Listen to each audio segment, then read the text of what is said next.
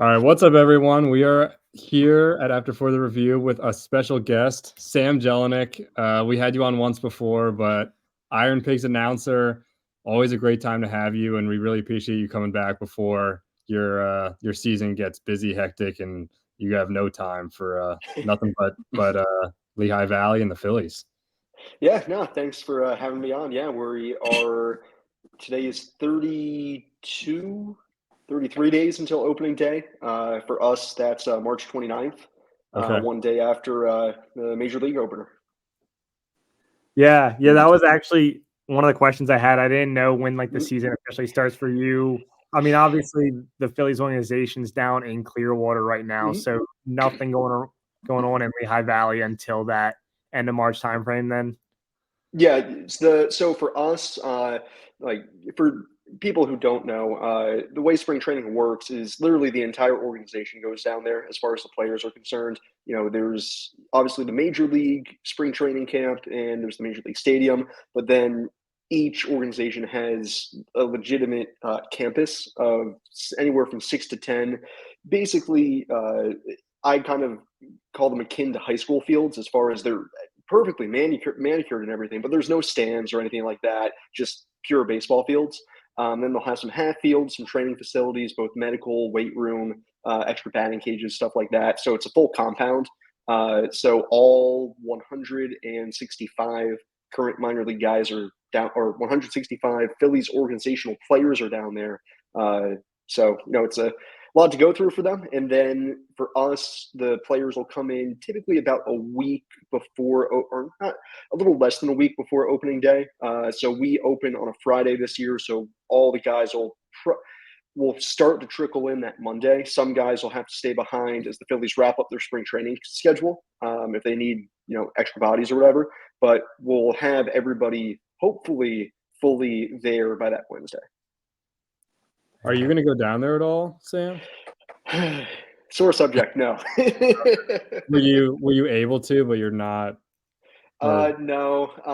If I wanted to, it'd have to be kind of on my own volition. Right now, Okay. the Iron Pigs aren't looking to send me down, which it's something that a lot more organizations used to do before COVID.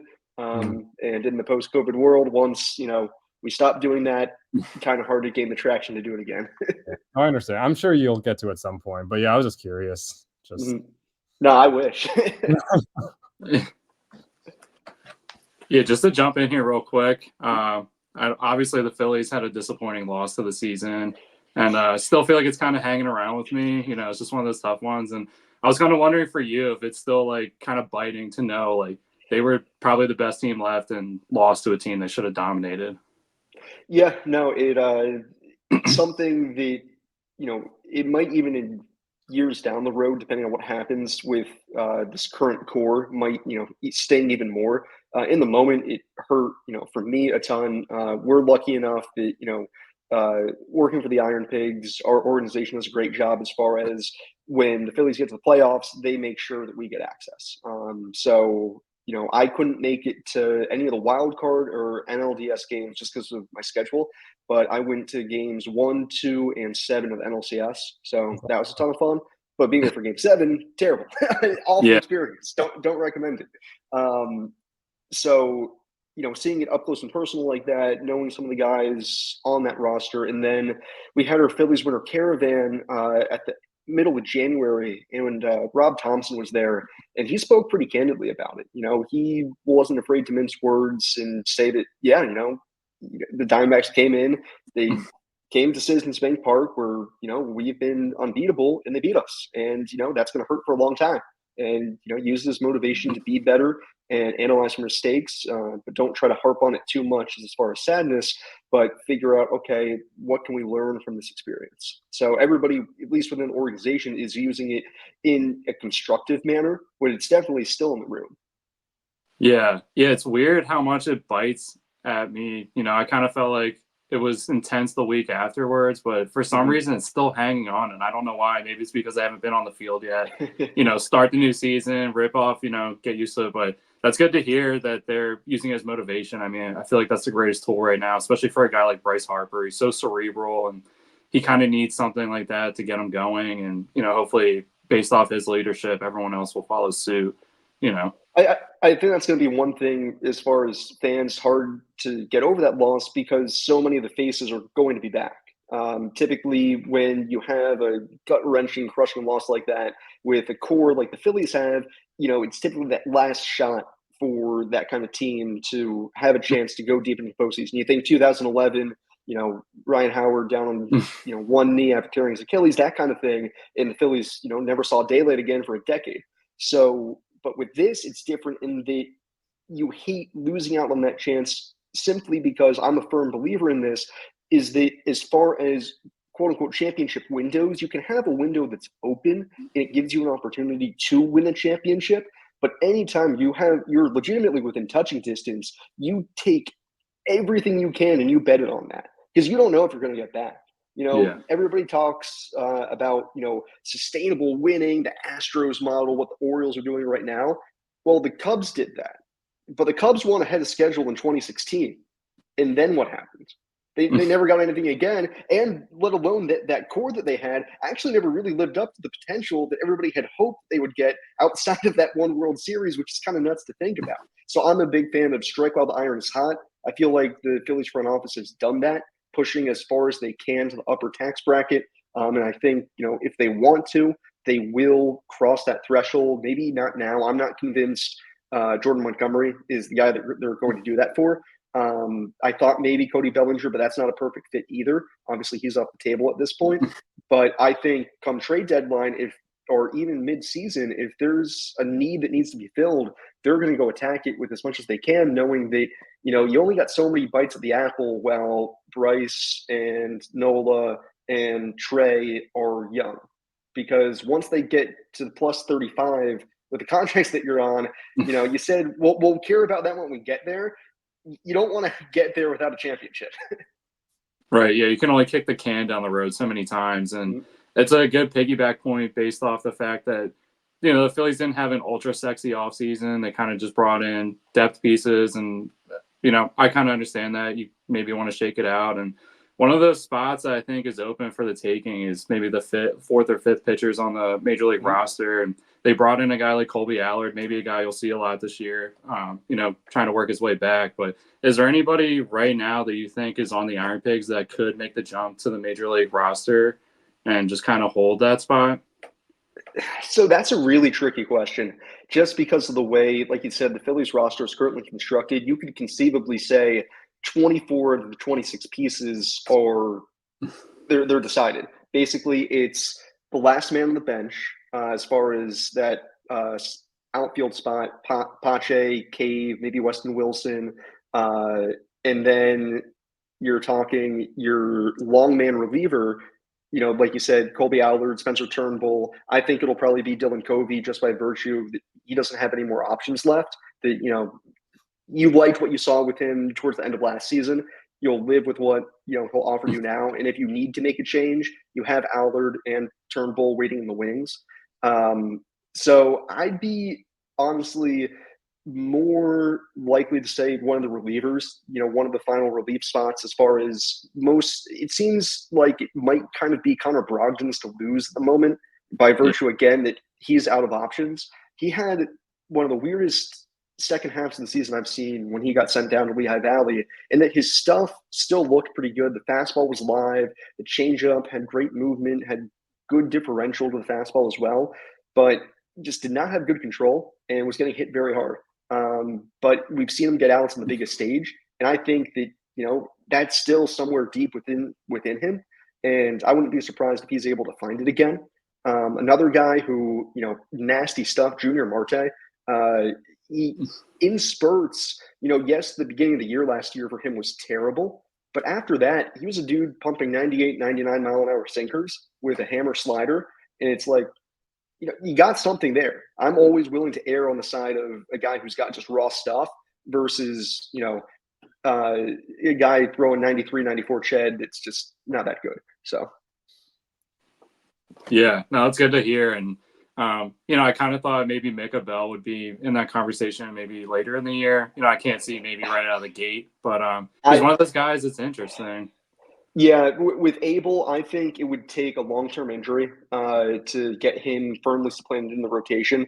I don't think that there's really any chance that he would get called up to the majors for a spot start. It would have to be, somebody like Sanchez or any of the starting pitchers goes down for a month or two, and they can hand him the ball and say, "Hey, you're going to be here for 3, 4, 5 turns of the rotation." Right. Yeah. Sam, I just not kind of pivoting a little bit from the pitchers. Something you tweeted the other day, and I read an article about what you tweeted. And it was really interesting. I had no idea, but that was the minor leaguer Nick Podkul, I think is how you pronounce his name. Yeah, Podkul. And just I saw that, and just a crazy story of someone who trying to battle adversity and seemingly getting a second chance. Can you just briefly talk about that and kind of that whole situation? Someone who was having a pretty good year before that. Yeah, so Nick, to walk his kind of backstory even further back as far as what makes his breakout even more special was he was drafted by the Blue Jays, and initially was also he was a walk-on at Notre Dame. Started out, just playing for the Fighting Irish, and found a way into their lineup as the starting second baseman by his sophomore year. So he ends up getting drafted by the Blue Jays. He plays in their org for, I think it was 3 or 4 years, and then he gets released at the end of the summer of 2022. The book on him to that point was he just had never hit. He could play all over the diamond, all over the infield, but he just had never hit at all. Phillies take a flyer on him as a minor league free agent, definitely an org type of guy that, if he starts the year on what used to be the Phantom IL, but it's now called the development list. And Reading, he starts out at Double-A with Reading and gets activated and just starts mashing. He sets a new career high in homers by the time the All-Star break comes around. And coming out of the All-Star break, he gets promoted to us at Triple-A, where he had been with Buffalo the year prior. And first game with us, he homers. By the 3 games in, he's hitting like 300, a couple of homers, 7, 8 RBIs, and then ends up taking a pitch right to the face, right underneath his right eye. And it was really bad. Blood straight coming out, falls to the ground, has to get taken to the hospital that day in an ambulance. And we just had no clue what his status was going to be. Thankfully, he was relatively okay. He had to get immediate surgery, some plates, some screws put in there. I think it was a fractured orbital, broken nose, whole shebang. His right eye is still pretty swollen. But by the end of the summer, he was actually back in the clubhouse with us, taking ground balls again. He had to wear like the Kobe mask, Embiid's Phantom of the Opera mask type of thing. But he was down taking ground balls again, and just having him around was great to see. Because Nick, although not a terribly vocal guy, is kind of a nice piece of the clubhouse. Just a dude that is a pleasure to have around, very down to earth. One of my favorite guys to talk with, always sharing stories. I can pick his brain. The only player I've had who complimented my shoes, so that was fantastic. And then coming into this spring training, it was okay, do the Phillies actually think they have something? And he was actually a minor league free agent going into this offseason, and the Phillies re-signed him immediately, evidently thinking, we think your breakout's legit, and we'll give you an invite to big league camp, which, he kind of knows, there's not really a pathway for him to make the roster at the moment, but just being in big league camp period gets a lot of eyes on you and can really turn some heads. So we're excited to have him back. More than likely with the Iron Pigs here this season, he'll be a part of that infield. But yeah, just wild that he's back playing again, period. That's awesome. And I mean, with an injury like that, it's always good to see that their recovery went well. But I mean, I wonder if in general that's going to be a bigger thing. Like some of these rookies that are in like the ages of 27, 28, because a lot of these minor leaguers missed between 20 and 21. Like legit at bats, they got like 2 years pushed back essentially. Like when I looked up his stats, for example, had like 300 at bats in a like over 2 year span. That's not a lot of time. So I'm wondering if that's going to be a situation in the future in general. One thing that dawned on me, I was happening to look at a former favorite prospect of mine when I was with the Orioles, Darrell Hernandez, who was traded from the O's to the Oakland A's and is now on the verge of hopefully making the A's roster out of camp this year. But he was a guy drafted out of high school in 2019 who lost all of 2020 and then had to repeat single A in 21 and 22.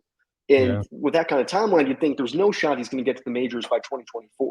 So I'd keep an eye out basically on any high school draft pick in 2019 because their development was just thrown for a loop. Because if they were a pitcher, more likely than not, they didn't throw that summer of 2019. They were drafted and shut down. And then they didn't throw in 2020.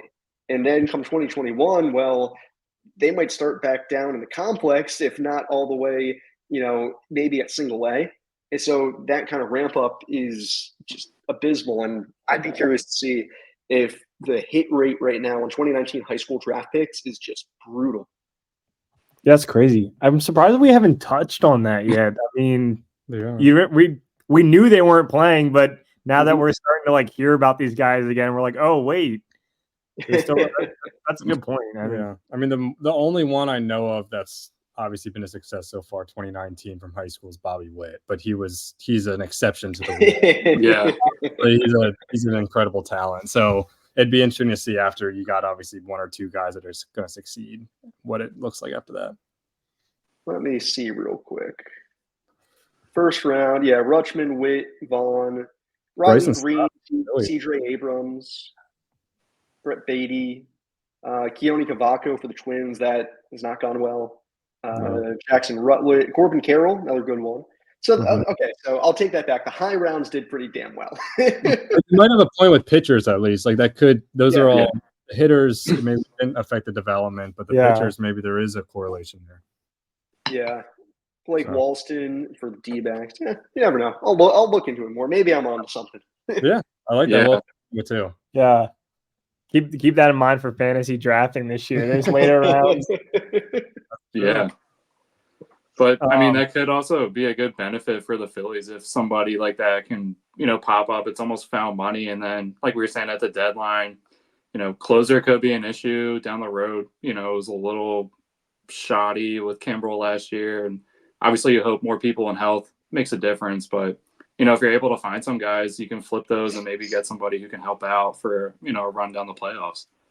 Yeah, that'll be interesting for the Phillies come the trade deadline because I think we saw at the deadline last year and now coming to spring training this year, the Phillies prospect depth is not very valued by the rest of baseball. No matter how much the Phillies like it, outside of Abel, Painter, and up until September 2023, Griff McGarry, there's not a whole lot there now. You have Justin Crawford and Aiden Miller, but I don't think that, the Phillies are interested in moving them. But, they just slipped Simone Muzziotti, who was their number 10 prospect going into last year. They just slipped him through waivers. That's not a good sign. And I love Muzzy. We had him the entire season with the Iron Pigs in 2023, but him going through waivers, not good. Carlos De La Cruz, they didn't have to add him to the 40-man roster, and there wasn't really too much buzz as far as, maybe him getting drafted. They did have to trade Oliver Dunn, who, netted them some prospects back from the Brewers as far as a depth guy. But, outside of the kind of crown jewels of the Philly system, it's going to be hard for them to find trade partners without dipping into those names that kind of make you uncomfortable to trade. Yeah, no, I agree. And, that's a good point because, they're obviously a little bit higher on their guys and some of them, have to develop still, it's a big thing to project. So it's unlike the Orioles system where you pretty much know what you're going to get with those guys. I think they won the offseason just by making a simple move. They didn't really give up a whole lot and they brought in something that they desperately needed for them. Yeah, I mean, everything went right for them. They get a new owner, they get a Cy Young Award winner, they go and get Greg Kimbrel. I thought that there was still some more that they could have pushed for potentially. I'm a big believer, especially with teams that go through breakouts like that. The impressionism is inevitable. As far as they were great in one run in close games, and that was with Felix Bautista. Now you don't have him. Got to try to batten down the hatches and prepare for that blow as much as possible. And that's by acquiring as much depth as possible and realizing that injuries are going to happen. I think that they just believe so much in their player development system that going out and getting that depth, they would counter it with, we already have it. Right. Yeah, that's a good point. And, I think they're a little bit better position in that regard than the Phillies. But, props to them. They had a lot of draft picks and they didn't squander them. So, that makes a big difference. Yeah, the Phillies, certainly you can look back the past 5 years of the draft and, there's a lot left to be desired. And that can just sometimes happen. And that even though the Phillies have found success the past 2 years, they did go through a lot of changes on the player development side of things. As far as, Preston Mattingly is a new head of player development installed only a couple of years ago. And he's finally, fully got his hands on top of everything. And what they've now been able to do is great. But prior to him coming in and installing a lot more of his people, there was a lot more of a disjointed message, especially under Matt Klentak. And now it's definitely more cohesive. Yeah. Oh, God. Klentak is such a triggering name. Yeah, sends shivers down everybody's spine. Yeah. God, I feel like I just saw the Grim Reaper in the corner of my eye. Hey, he helped negotiate Jackson Chorio's extension with the Brewers, which obviously is ironic given that he helped negotiate Scott Kingery's with the Phillies. Yeah. There he is with his fingerprints. Yeah. Hopefully those are the only parallels. And I love Scotty Jetpacks. He'll be back at the Iron Pigs again this year. But yeah.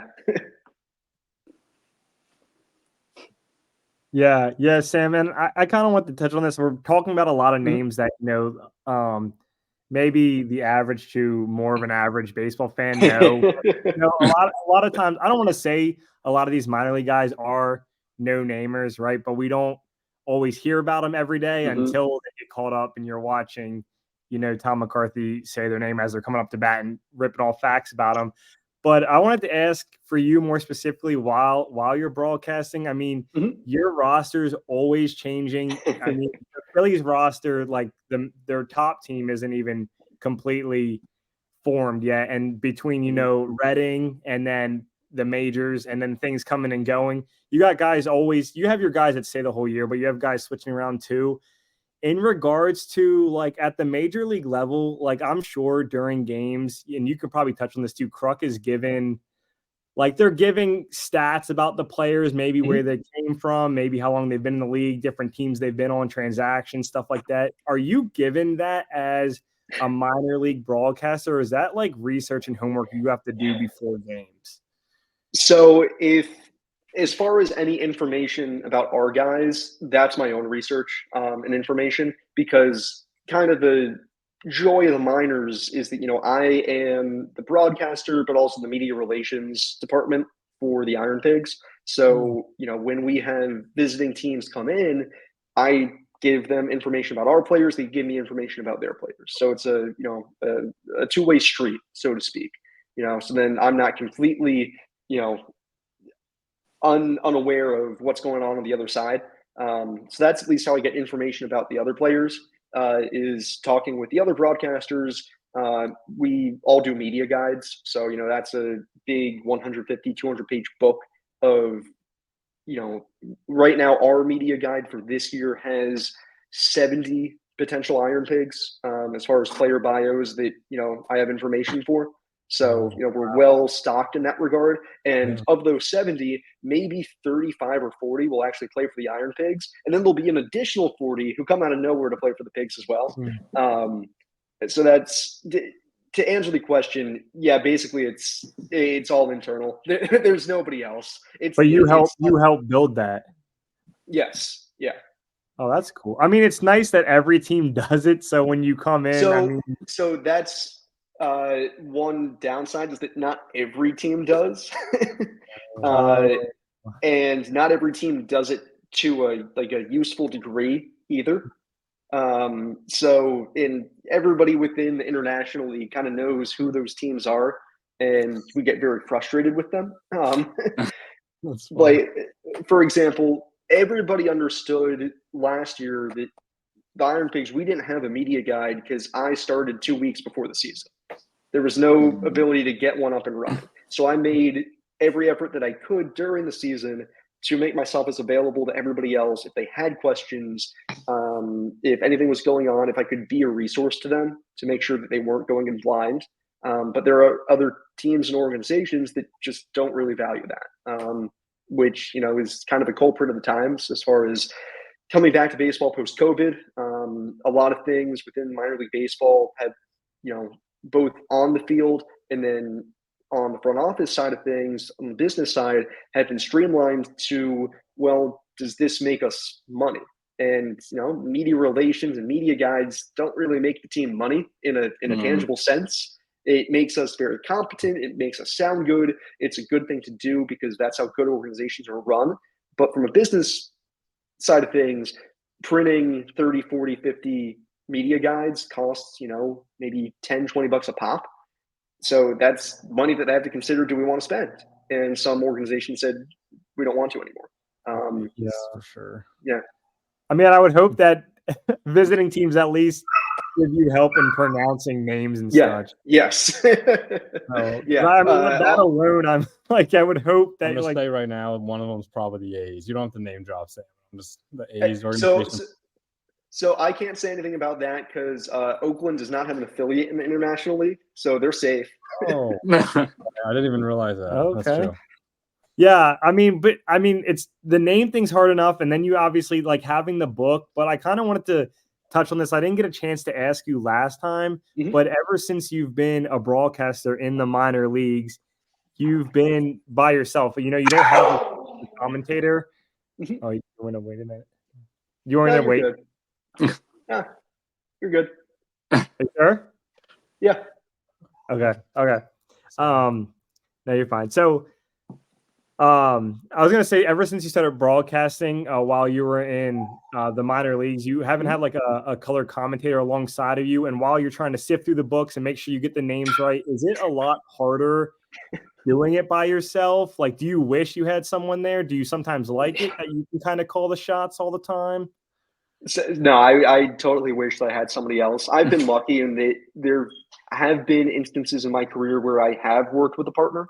My first year when I was an independent baseball in Evansville, this is a funny story actually. I had a color commentator, a full-time color commentator. His name was Bill McCune. He happened to be the brother of Jack McKeon, who was the manager of the World Series champion 2003 Florida Marlins. Oh, wow. Bill happened to ride Jack's coattails his entire career. And Bill was an AGM with the Padres. He worked in scouting for a long time for a bunch of different organizations. And so, he would come on air with me. We'd talk shop, and he'd tell me stories. Man, who was it? He would always tell me this one story about how he was on the phone trying to negotiate signing some player out of Puerto Rico. And I can't remember who it is right now. It's really pissing me off because it's a famous Puerto Rican player from the 80s. It might have been Alomar. It might have been Robbie Alomar. Yeah. No, it was Robbie Alomar. Yeah. He was in Puerto Rico trying to sign Robbie Alomar. Was on the phone back and forth with his GM and was trying to get the money. But his GM wouldn't pick up the phone, so he didn't have the money, but he offered it anyways and he signed. So it was great. But working with Bill was interesting because he's not like a classic tailored broadcaster. He's just, he was 75 years old at the time, just grandpa throwing on the headset and talking about baseball till he fell asleep. So, and then when I was with Delmarva, I worked as the number 2 broadcaster there. So it was me and another play-by-play guy. So we would split innings as far as who would do play-by-play and then the other would do color. So that was nice. But like you said, doing it on my own, it means I do get to completely dominate and control the flow of whatever I want to talk about, which can be awesome when I know what I want to talk about. But when it's July 17th and the Iron Pigs are down 9-2 in the 6th inning and there's nothing going on and my brain is, flat from a 70-hour work week, then I wish I had somebody to kind of poke and prod me along who could carry the load. Well, especially like those books, like you have to pay attention and call every pitch, every part of the game. Like, it'd be nice if someone else would be flipping to the books, like reading about whoever's on deck for the visiting team, right? And then they can like mention something right off like that. Whereas, I don't know. I mean, I'm sure your confidence and stuff has built up over the years, but there probably are moments, like you said, where you might need a little pick me up, or maybe you fumble something, and if you had someone there next to you. And I just didn't know how much harder it was, but it seems like the consensus is it's always nice to have someone else. But the flow, though, you can build your own flow, which is a perk. Yeah, in the big thing anybody would tell you about a good analyst or color commentator, as far as how you work with them, is whether or not you do have that unspoken bond of you kind of know when they're going to talk, they know when you're going to talk, they know when to lay out. You can set them up for questions. Basically, the way I think about being a play-by-play guy when I have an analyst is I basically just want to be throwing softballs, throwing little flips to my color guy that he can just absolutely whack right in his wheelhouse. Stuff that he knows how to talk about. If it's a former player who's working as an analyst with me, I'm going to ask him about stuff that happened either to him while he was playing or stuff adjacent to it. If it's somebody who wasn't a player, I'm not going to ask him, what would you have been looking for on that 2-0 pitch? I don't care what Joe Schmo's opinion was on that, and so that's how I kind of think about it. And then when I'm working by myself, as far as having all the information ready, I'm actually working on the moment of redesigning my own. Every broadcaster uses scorebook.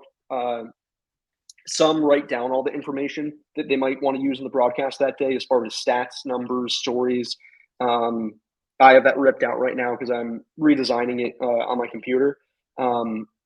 So for me, my scorebook is pretty simple in that it's just that day's information as far as lineups and stuff. I keep all my info on my laptop I don't know if you use like Microsoft OneNote. I have a OneNote notebook that is categorized by team. And within each team, there's a player card for every player on that roster. And it has their stats from the season. I'll take a screenshot of their baseball reference page for their entire career, and then just bullet points list of any information that I think might be good to talk about for them, as far as career stuff, what's going on this year, personal lives, anything like that. And so for me, then it's all stored in one place. And you don't have to write it down every day, because my first 2 years working in baseball, I would write it down every day. And that was like an hour-long process. And that's just too much damn time writing. So I decided to streamline it by putting it all online. And I spent the past 2 weeks updating my most recent stuff for this upcoming season. That's cool. That's cool. And yeah, I mean, OneNote's it can be a big help, but that's awesome. Those are pieces of like a broadcaster life, like not the everyday person knows about or hears about. So I appreciate you sharing all that. Yeah, absolutely. I'm not too different from most other broadcasters as far as I love nerding out on that kind of stuff. Making, for other sports like basketball, hockey, football, you'll have the actual charts in hands, similar to like a baseball scorebook. Baseball just lends itself more to, you don't have to have all that information down in front of you, because the play's moving at a pace that you can kind of see in your periphery, at least, that you could look for something on your laptop and probably not get caught off guard if you're ready. Yeah. Right, yeah. Because I kind of feel like you're like a chef or a director in that point of like, the game's moving and it's like these little moments of like, okay, where am I going to spin this to? How can I move this? But because for a little while I did a one-person radio show while I was in college. Yeah. And, same thing. It was like when I had somebody there, an hour would go by in like 15 minutes. And then when it's by yourself for an hour, you're counting down the minutes. And then it's like, okay, I got to hit this read. I got to do this PSA. And there's no one there to like kind of corral everything. It's just, okay, I got to mentally be able to do all these checklists. Whereas like, if you got to a point where you had like a spotter, somebody there to give you all this stuff and be handing things back and forth, I could imagine it makes the pace a little quicker. Yeah, that's how I feel every time we're waiting to see if we're going to toss it to a rain delay or not. I just got to kind of ad lib for 5-6 minutes as they fuss around with the tarp and try to decide if we're actually going to get going. And then they always ultimately end up just waiting and calling the game anyways. So I wonder if they could get you another like 75-year-old volunteer guy, right? Just someone who he just wants to do it for fun. Maybe one of the players' dads just wants to come hang out, watch, and it's a very dangerous line to walk, inviting people into the booth, because you truly never know what you're going to get. The Iron Pigs were not too unique in that we do what are called sponsor interviews. Any number of our sponsors, if they sponsor a giveaway, a fireworks night, overall theme, whatever, we typically give them an opportunity to come on the air for a half inning, to talk about, what they're doing out at the ballpark that day. Like, when it's strikeout cancer night, we'll have whatever foundation is there, we'll have their president come on and talk about their efforts or whatever. But sometimes it can just really go off the rails because either A, the person doesn't know baseball, so they have no idea what they're doing. Or I've had instances where, the people are out there, they're enjoying the game. They're there to watch the game and have fun. They come in just absolutely hammered. And keeping things kosher is really hard. Oh, gosh. So every once in a while you get someone in there, but not of my own choosing. Yeah. And I can imagine there's people who are like a little shy about it too, where it's like you're really, you might as well be behind them, pushing them to get a word out, and I'm sure that it's funny with that too, because it's not a surprise that they're coming on air. It's a pre-planned interview that, hey, top of the fourth inning, you're going to come on. Here are pre-planned questions. They have the opportunity to send me questions to ask about their business if they want to. Otherwise, I have like a standard shot sheet of, what are you doing here today? How are you enjoying the game? Standard stuff like that. And still sometimes they can get very clammy, which I get. But it can make things interesting for me, trying to coax something out of them. Yeah, as you're still trying to manage, the game and everything, I'm sure that's just like... It depends on the person, where sometimes I'll just give up on managing the game. You just know it can be a lost cause at times. But, you kind of know, okay, just let them do their thing and we'll be back to normal soon enough. Yeah. All right, Sam. Well, this one, I have a question. This one might make you think a tiny bit. Boy, this will hurt. No, it'll be fun. But I just wanted to ask. So, obviously, you're a big baseball history guy. Obviously some of the best announcers too. Obviously, like Vin Scully, guys like that, and huge moments that have happened in baseball. If there was like one call that you could have been the one that you were the one that made it, what would it have been? Easy answer for me is, the Phillies in 08. Okay. I thought you might say that one, because I know that, especially with Mary Callis, that's a pretty iconic moment for Philly history. So. Yeah, and the thing that most kind of lay people don't know about that moment too, that made it so special, was that when the Phillies won the World Series in 1980, Harry actually wasn't on the call. Prior to 1980, and it changed in 1981, the radio rights for the World Series were only nationally owned. So the local radio teams did not get to call the World Series, which meant that in 80, when the Phillies won it, Harry was on the sidelines. So, it was a big sticking point that he'd never gotten a chance to call a Philadelphia championship. So for him to get that chance in 08 was, it holds even more of, a place in Philadelphians' heart because of that. Otherwise, I would probably say, honest to goodness, any perfect game. I've never come close to seeing one. I've only ever seen one no-hitter, which was a combined 7-inning no-hitter where they allowed 2 runs. So it really was. It was just terrible. I was on the call for that one, and I tempered my excitement when it happened. It's a no-hitter. It's cool. But they won 5-2. It's like not that cool thing. And after the game, I went down to the clubhouse because I was like, this is the first no-hitter I've ever called. I'd at least like to get my scorebook signed by the pitchers from that day. That'd be a cool memento to have. And when I brought it to them, they said, "What are you doing?" I said, "You guys just threw a no-hitter." They're like, "What do you mean?" I'm like, You didn't allow a hit. Like, what are you talking about? We gave up 2 runs. Like, yeah, but you didn't allow a hit. Like, oh, we didn't know that. Cool. Oh my Oh god. my gosh. Yeah, they had no clue. You get the school book signed? Yeah, I did. They were at least nice enough to do that. Yeah. Yeah. So a perfect game would be really, really, really awesome.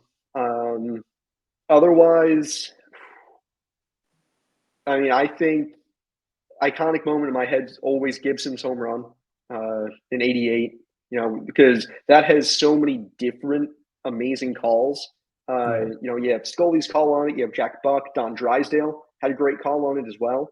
And they're all unique in their own way of finding a way to purvey the emotion of that moment. It was really cool. So that's kind of a hodgepodge of answers because I can't decide. But yeah. No, I like it. Yeah, and Buckner wouldn't be that'd just be cool to see. I agree. Yeah. Yeah. I'm throwing that in there. Yeah, because my dad, Yeah. he didn't see it. Yeah. You know what's funny about that, Sam? I actually, my dad found the ticket Oh, seriously? of the game, and they're actually like, because it's like such an iconic baseball game, just in history, it's like actually worth like money, like just the Oh, ticket wow. itself. And I was like, oh dang, I was just gonna get it. Yeah. I'll never. The only slightly cool ticket I have is the home or the final home opener at Veterans Stadium. Oh, that's a cool cool one. Yeah, that's a Yeah. really cool ticket. Just kind of neat. It's slightly commemorative. I was actually genuinely really angry when I went to the World Series in 22. They don't do physical tickets anymore. I know. I was trying to get one for my daughter when we went to her first MLB game, and they wouldn't even I couldn't even get it. I was like, it's my daughter's first ticket. I even talked to someone. They're like, no. Did they get you a certificate at least? They I have did. certificates. Yeah, there was a little thing. It was the Orioles. It was Camden Yeah. Yards. So Yeah, but I really wanted like the World Series ticket because those tickets always looked so freaking awesome. yeah, And they're like nothing. that's Like, crazy. man. Yeah, I'm still I to Barry Bonds. Getting to see Barry Bonds in Camden Yards that one time. I remember that. It got rained out. Yep. That's I know. I was just down a Barry Bonds rabbit hole the other day. I fall down one of those like every 3 weeks. I love it. Just, I like Barry Bonds. What are you? It's been a while since I've talked with you about probably Bonds and stuff. My views have changed, and I think he should be in the Hall of Fame. But how do you feel about that? I've ultimately, only because I've been surprised by their stance on it, that I've deferred kind of to the players on it. Okay. That they're a lot more vehemently against it than I thought. Oh. Which was surprising to me. Yeah. I have a hard time falling in line with that just because I'm a big proponent of, finding a way to still tell that story of baseball without Barry Bonds is really hard. And to ignore that, McGuire and Sosa's home run chase didn't happen is, it's an iconic American moment. Well, and it revitalized baseball at the time too. Like, there's no doubt about it. So just whitewashing it is too strong for me, but putting him in the Hall is probably, in Bonds is an even more interesting case because technically he's never had a positive test, which, the hat size kind of tells all, but so that's another can of worms. So I'm in the camp that if I were actually voting, I'd probably vote him in. But it has been surprising to me talking with players now that we've seen so many steroid era guys on the ballot, how vocal they are in their opposition to it. Yeah. No, just curious. Let's go down a little rabbit hole with Bonds because I like his final season. Nuts. I know. Why wouldn't anybody pay him any more money to play baseball? I don't get it. He could have played for 5 more years, just the way his still productivity. Oh, this is a great fun fact that you can stump people with. Okay. Every single year since Barry Bonds has retired, the Giants have had a different left fielder on opening day. Wow. Every single year. Wow. 17 consecutive seasons. Wow. I wonder how many of those left fielders we can name. Oh, yeah. That's a right. I only have one, and it's Pat Burrell. Randy Wynn. I feel like Nate Sherholtz might have started out times. Austin Slater, maybe. Oh, true. Okay. Cody Ross, did he start? Oh, yeah. Yeah. I mean, you got 17 options. I feel like one of them. Yeah.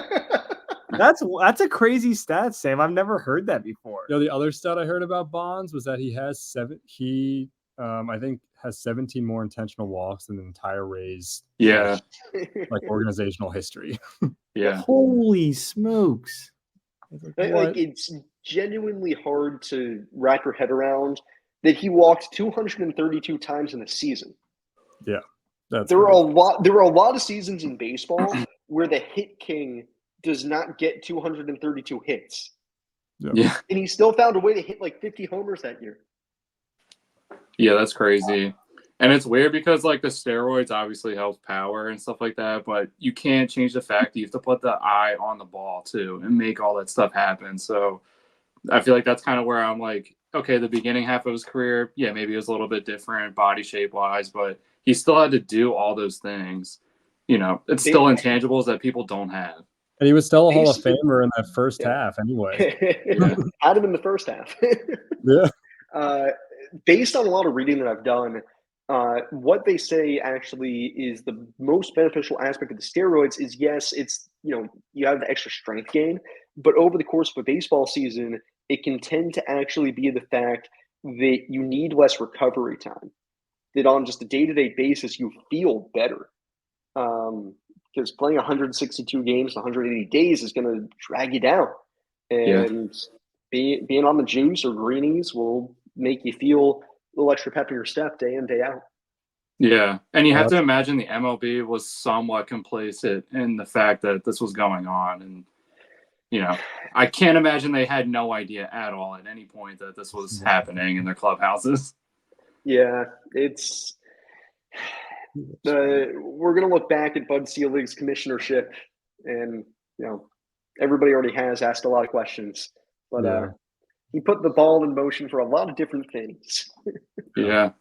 Well, and it makes a point too that like we're big fans of the UFC, and those guys for a time weren't tested, and a lot of them were juicing, but they're asking their bodies to do a lot, basically to get hit by a bus every time they step in the cage. So the fact they weren't allowed to recover in some ways, and maybe some guys were taking it to the limit. Vitor Belfort obviously looked like an insane human at one point, but I think it did help them in a way that they're the ones that got to deal with their bodies, and they're doing it for the company. And I think the same thing with baseball players. It's like obviously you don't want it to come to that. You hope there's alternatives that can help them and maintain their bodies. But for a while, I think that was the only option that made a lot of sense for them.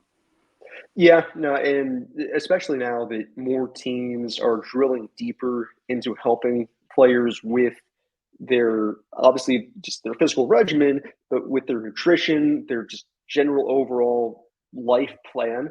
A lot more help comes from the team now as far as this is what you should be eating every day. This is what time you should be getting up. This is what mattress you should be sleeping on. This is what you should be eating when you get to the clubhouse. This is how you should be stretching every single day. That's kind of how they regiment everything for you if you want it that way, to make sure that you're at peak performance always. Yeah. No, I mean, it's definitely interesting stuff. Sorry, Chase, I didn't mean to. Did you have something else? Oh, no. And no, it's definitely interesting stuff. And I mean, obviously something with like bond situations, like you said, it doesn't hurt going down a rabbit hole every now and then, and everyone has their own opinion. But I kind of want to, I don't know. I still think it's so cool that you are literally the broadcaster of the Iron Pigs. And I kind of want to pivot back to just, I don't know. I have so many broadcasting questions. And I want to know, do you have a set home run call, or like, do you ever like mixing it up? I like mixing it. I kind of got one that I kind of got into last year. Kind of go to a little bit, that it just kind of fit and it worked. And it rolled off pretty nice and didn't feel too crammed in there. was the big thing, because you tend to find, the worst thing you can do for a home run call is predetermine that this is what I'm going to say. But if you end up, and you have to be genuine with yourself, where, okay, I keep on calling home runs and the same thing kind of comes out. Do you like it? Should I keep on running with it? Then that's kind of how it morphs into it. That's how I imagine Michael Kay would say his "see ya" kind of came to be. Or Gary Cohen's "it's out of here." That's just kind of what he naturally said, and he kind of became iconic for it, and knew that it's kind of what the people want to hear. So you kind of keep on falling back to it, as opposed to if you try to force it, people will know, and it won't really work. I'll say, just quickly, speaking of announcers, I really liked Wayne Randazzo, and I know, then he went to the Angels, and then I think it was the Angels, right? Mm-hmm. Yeah, and then he got to call Pujols' 700th home run. That's really cool. He's now the iconic call for that. I always liked him with the Mets. Yeah, the Mets obviously have a very long and great broadcasting history. I'm lucky that my predecessor with the Iron Pigs is now on the Mets broadcast team, Pat McCarthy. So, good times. Yeah. So, hey, if you go there, we'll welcome you. I feel like you said it best, though. I mean, it's cool to have your call, but it's also, I mean, sometimes you have to mix it up, or it just flows saying something different, and it still works. And just kind of one more to piggyback off that. Do you and I want to obviously listen to more Iron Pigs games this year and stuff, to listen to your calls and such, but do you have to change your voice? Please up our viewership, I beg you. Yeah, trust me, I know exactly where you're coming from. But, do you have to change your voice a lot while you're calling games, or is it kind of just it's your everyday voice? I mean, I know it's something you probably worked on in school, but yeah. So that's actually the wild thing, is that at least in school, they didn't really sit us down too much to tell us, this is how you should be using your voice type of thing. It's something that I wish they would have done. I was actually signed up for an elective back in Syracuse for a voice class, but it got canceled because nobody else signed up, which sucked. So once I went into my career, nobody had ever told me hey, your voice it isn't working, or you should be using it a different way. So I kind of had to wait until I got into my career to see if anybody said you should change something. And eventually, after a couple of years in business, I got some feedback that was unfortunately harsh but helpful, in that they said your voice is probably a little bit too high on the register. You got to try to bring it down a little bit. It sounds like you're just a little tight, a little nasally. So I had to do a lot of work as far as finding that more natural range for myself that would allow me to use my voice every day. Because the other problem with it is, especially in baseball, as a broadcaster, you can think that your voice hurts on a day-to-day basis because you're calling a game every day.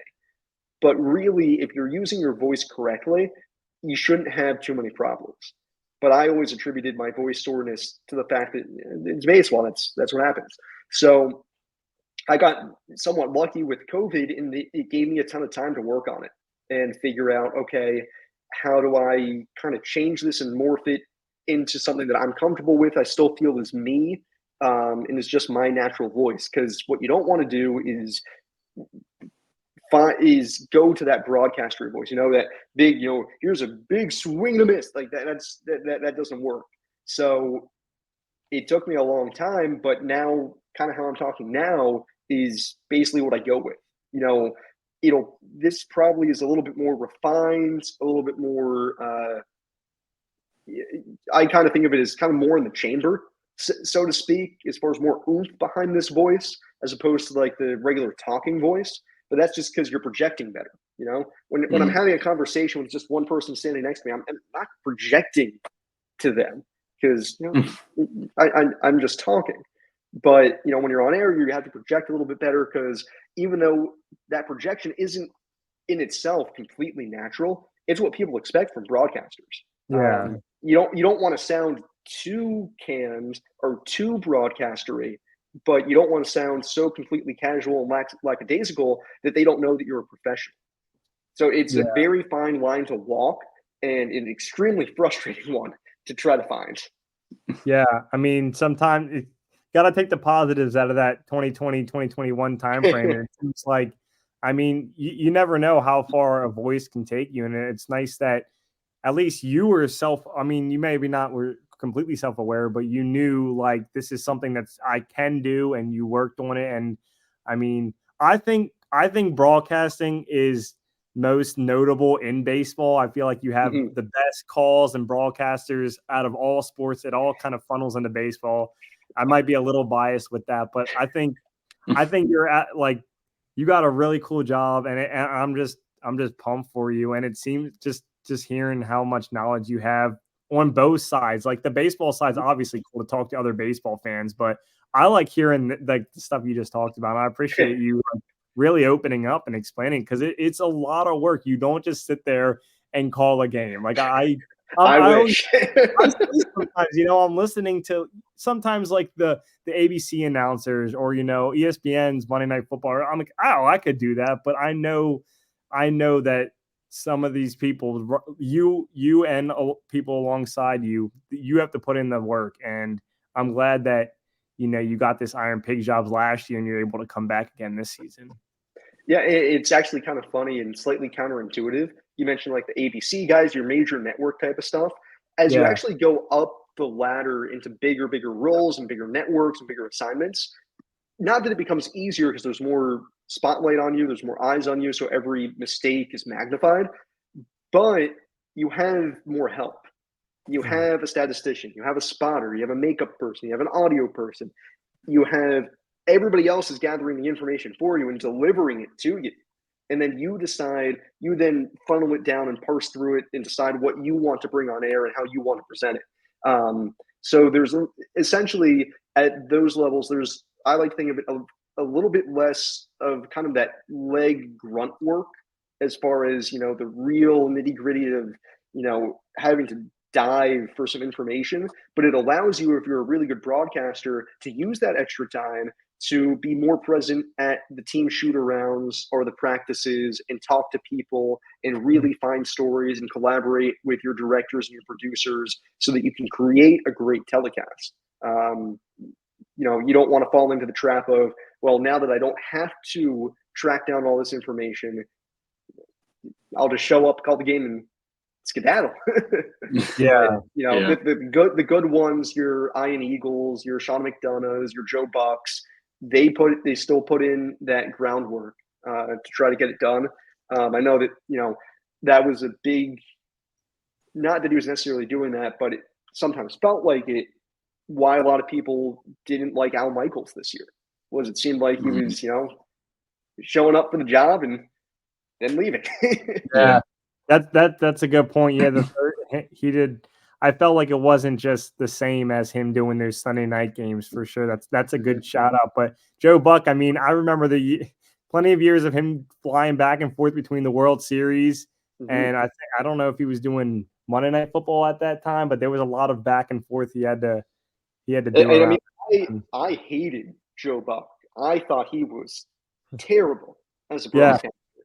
Yeah. And then I got to broadcasting school, and I actually read his memoir. It's a short memoir that's actually really eye-opening into his life, and he's very self-aware of everything going on around him. And for a long while, I kind of hated him because of the fact that I thought that he was just this, you know, nepotism child that got this cushy gig, and for some reason still acts like when he's in the booth, he doesn't like it, when really he was dealing with a lot of personal stuff that, you know, was dragging him down on air and he was having trouble with. But then once he got over it, if you listen to his stuff from the past 7-8 years, it's fantastic. You know, he's got a level of excitement. And for me, it's watching those big assignments, those kinds of games. Can you really tell that the person's enjoying it?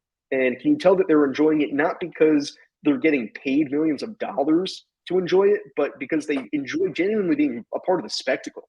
That they're like, man, this is like when you're calling the Super Bowl, you want to be excited not just because you're getting paid a ton of money to broadcast a game, but holy shit, it's the Super Bowl. Yeah. That's got to get you going.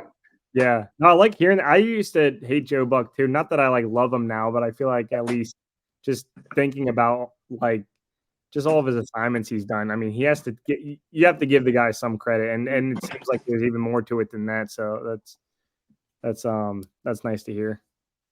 Yeah, just to jump in real quick. A while back in high school, I read one of Harry Callis's books, and one of the excerpts that I don't know why it just sticks with me, and it always has, was the fact he was on a date with a girl in his car, and he just out of nowhere was silent, and then just went into a call of the Washington Senators, and this girl just recounted that story of like that was random, but also like obviously he was on a path to be that. So like during the off season, will you just get the itch and like pull up a game and just start calling it, or is that anything that like happens?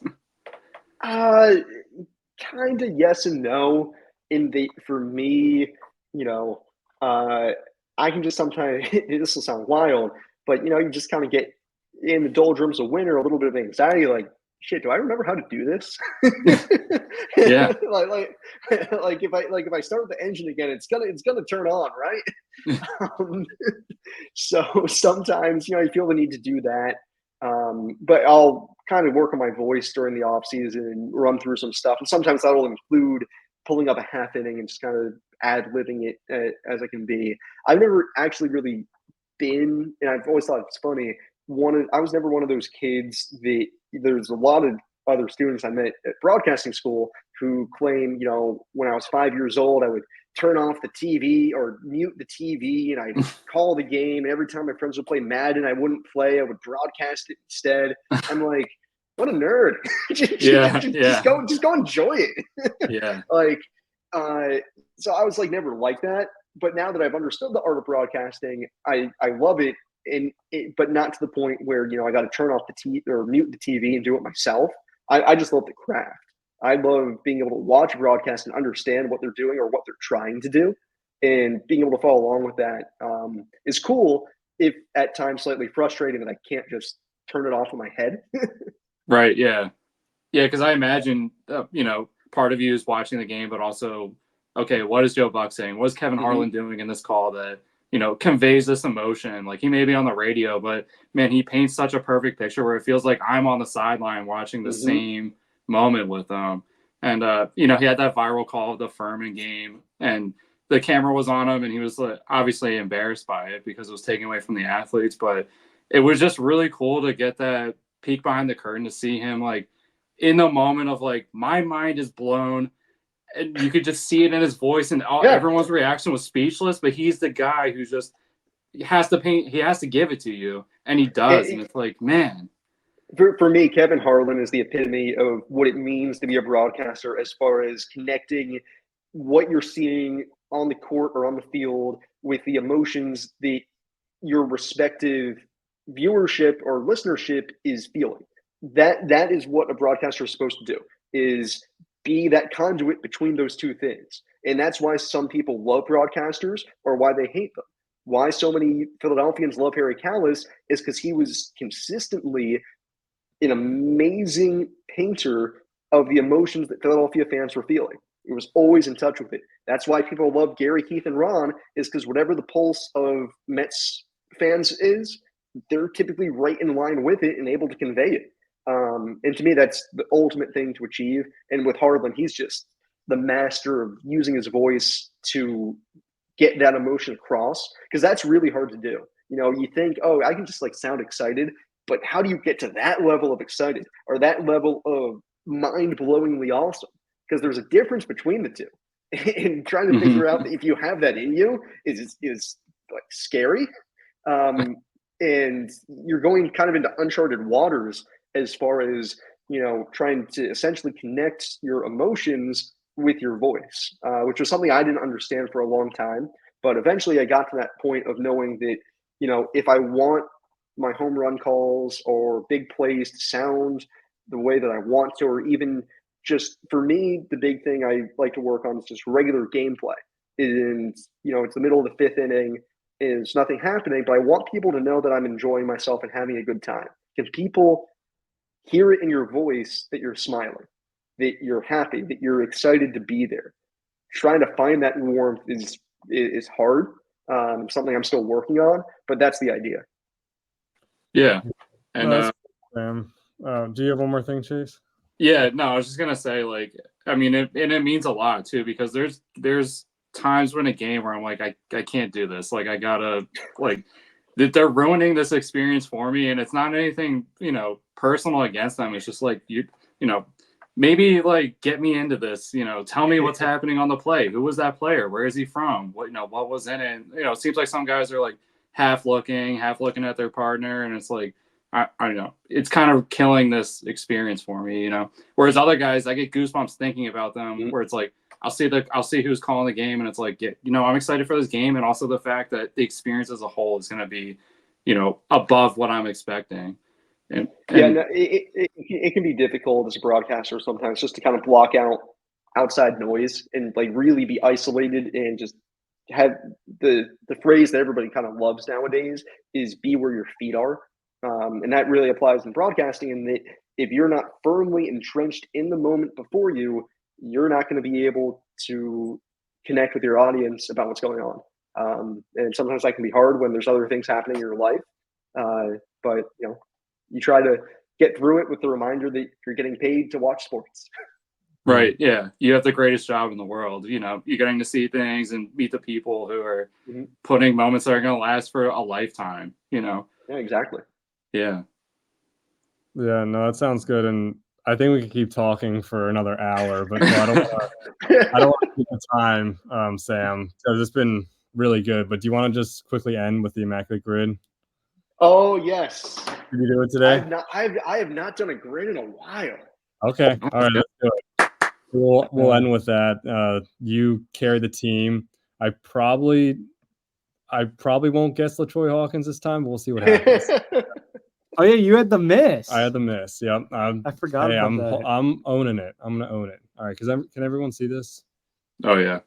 Yeah. All right. I'm just gonna quickly change the bottom because we're hidden right now, Ryan. Just okay. Yeah. Okay.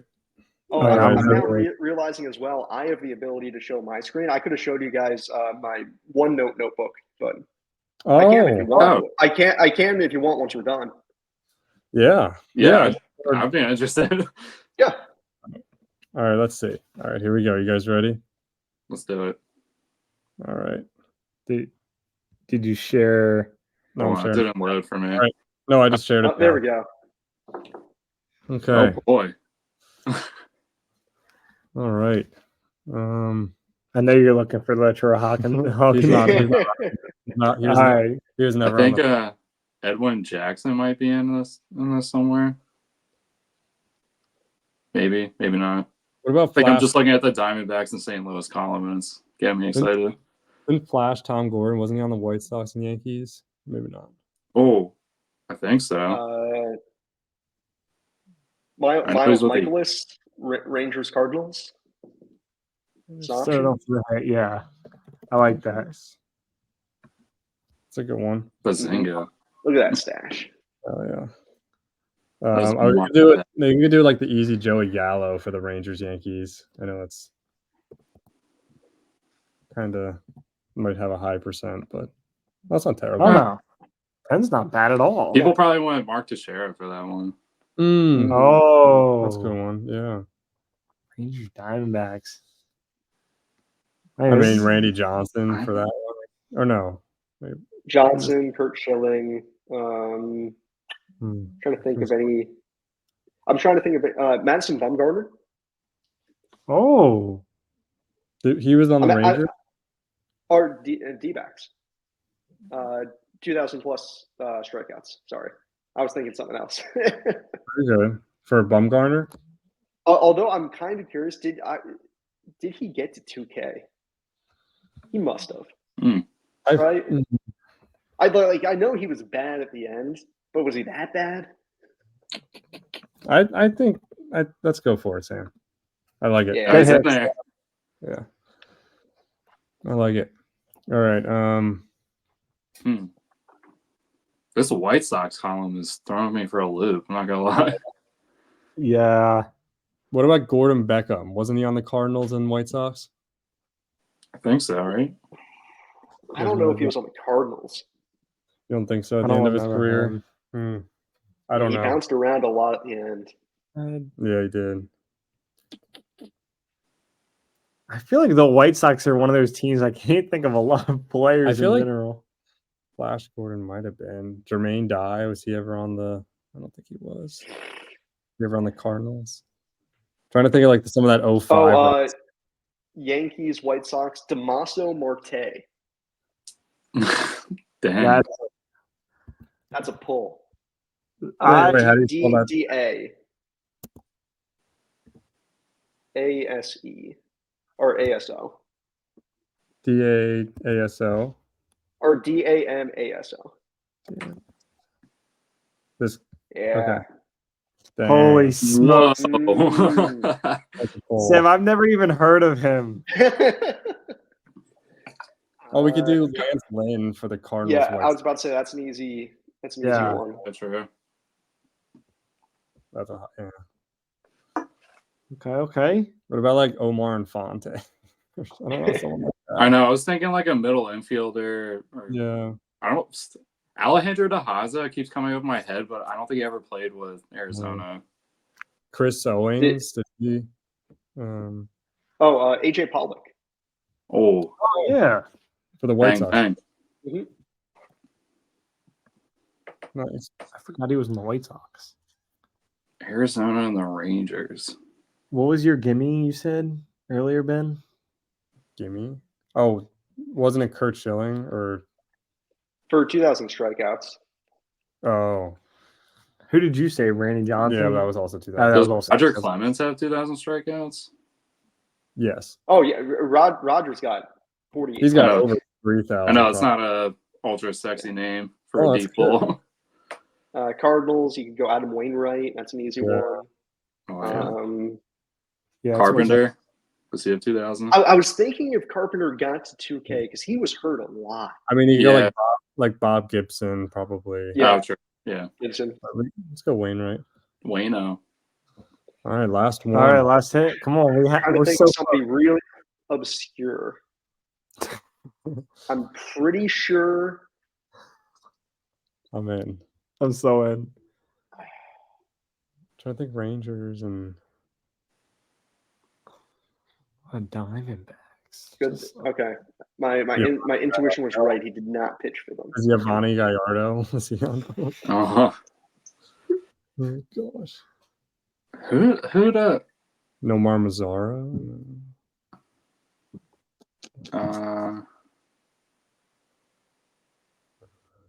man, this is a tough one. This Whoever- isn't even an in-division one that's just killing us. Eric Burns, was he ever on the Rangers? Kevin Probably not. Mensch? That sounds good to me. Hank Blaylock? Oh, I don't know. I don't know if Kevin Mensch played for the D-backs. Why are we? Oh my gosh! Yeah, I'm like, hard. once the season starts in like a month, or I'm gonna Yeah, be like, he didn't.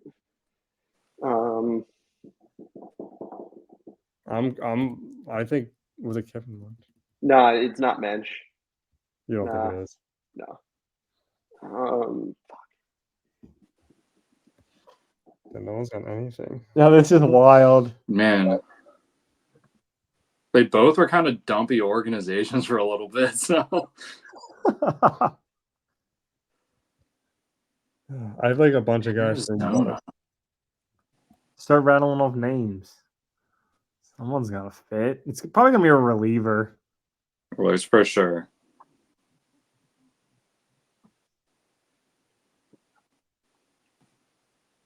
I just Man, Oh, Kevin Millwood. I don't know. He was on the Rangers for a little while. What are some of the good Immaculate Grit guys we always talk about? You just put one of them in there. There's so many guys you always see. I mean, Like, when Jackson played for Arizona, I don't know if he ever ended up with the Rangers at any point, though. nah. He played for didn't. like 15 teams. Sam, you know if Chris Octavio Dotel, did he ever end up on the? I was going to say Dotel. That's a good All one. right, let's All right, I like it. I like it. Oh, What? All right, I'll take that for that one. Oh, sure. Oh, that was a miss. oh no. Why is it always the big name? Wait, is I it don't- seriously only 53? Jesus. Yeah, I'm about to just. When was he on the Diamondbacks, Scherzer? To begin his career, right? Beginning of his Before he career. went. I didn't even- Rod Barajas. That. Cabrera, Cole Calhoun. Lucci. Jake Jake Diekman. Eastman. There's the reliever. Ian Kennedy, Vicente Badia. Shelby Miller, Also Lamacchia and two. I think. Bobby Witt. Soria. Damn, he would have been a good That one. was one of the relievers. Yeah. The OG Bobby Witt. Rest in peace, Chris Benson. Oh, pour one out. Zach Curtis. Dang. Wasn't he with the All right. Phillies for a cup of coffee? I don't think so. Maybe. He might have been with the Marlins, I'm thinking of. All right. Well, I'll show you guys my notes real quick. Oh Okay, yeah. Sam, I might just stop the recording just Yeah, to. that's fine. So I'll just end it, but you could show us quick after the. Yeah. Are you gonna wrap it up? All right, guys. Well, Sam, we appreciate you being on this conversation. We probably could have done this another 2 hours, but as always, it's great to talk with you. And we will hopefully be listening to your games. Hopefully, maybe even get to a game. And Yeah. look forward to having you on again. Yeah. Where do the Iron Pigs broadcast? Like which channel? You can listen to us on Fox Sports Radio Lehigh Valley. That's 94.7 FM, 12:30 a.m. in Easton, Pennsylvania. Or you can watch online on MILB.tv. If you're in the Lehigh Valley and actually subscribe to Service Electric Cable, we're on cable TV too, which is neat. But yeah. Does MLB TV, because I get it free with T-Mobile, so I always have that. Does that include? Yes, Okay. it does. Nice. I'm not sure about you guys. You might be blacked out in your region from us. It's tough. It's We get hit or miss. Yeah, sometimes it's like Baltimore stuff. Sometimes yeah. we do get it. It's hit or miss. Yeah. It's like Because we are the only minor league team with blackout restrictions because What? we still have because we have a cable deal. Oh, Yeah. dang. So what are all your home games on TV? Mhm. Oh, I didn't know that. Yep, we're on linear TV and then also on the streaming MILB.tv and then on the radio. That's cool. Nice. I appreciate it, Sam. Yeah. And I mean, I think absolutely. we enjoyed you the first time. We enjoyed you this time. I hope it's not the last, but for sure want to see you at a game in Lehigh Valley. That would be cool this year. That should be a goal for after further review. Absolutely. Live show. All right. Thanks a lot, Sam. Thanks, guys.